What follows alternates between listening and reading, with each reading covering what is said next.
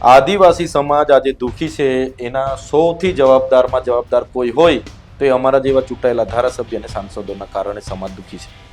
એટલે મનસુખ વસાવા તો તમને લુખ્ખા કહે છે.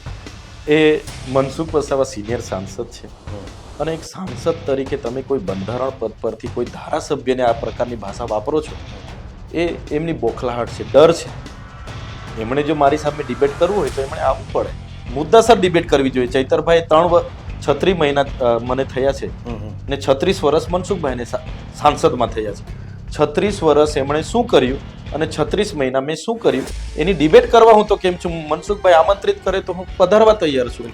મને લુખ્ખા કહેવાથી કંઈ લોકોનો ઉદ્ધાર નથી થવાનો. મારો કહેવાનો મતલબ એ છે કે આમ આદિવાસી એકતાની વાતો થતી હોય ત્યારે તમે હોય કે મનસુખભાઈ હોય સામે આક્ષેપ પ્રત્યાક્ષેપ કરીને કરો તો આમાં એકતા ક્યાં રહી આદિવાસી સમાજ? આજે ચૈતર વસાવાને વાનો કોઈ કેસ થાય ને તો મારા વિરોધમાં સૌથી પહેલા સ્ટેટમેન્ટો કોણ આવે? આદિવાસી સમાજના સાંસદોના જ આવે કે આને છોડતા નહીં ભાઈ, આને છોડતા નહીં, તમે આને છે ને 2 વર્ષ 3 વર્ષ રાખો.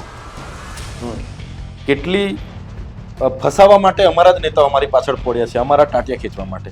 એટલે અમારા નેતાઓએ બધાએ બીજા સમાજના લોકો પરથી શીખવું જોઈએ.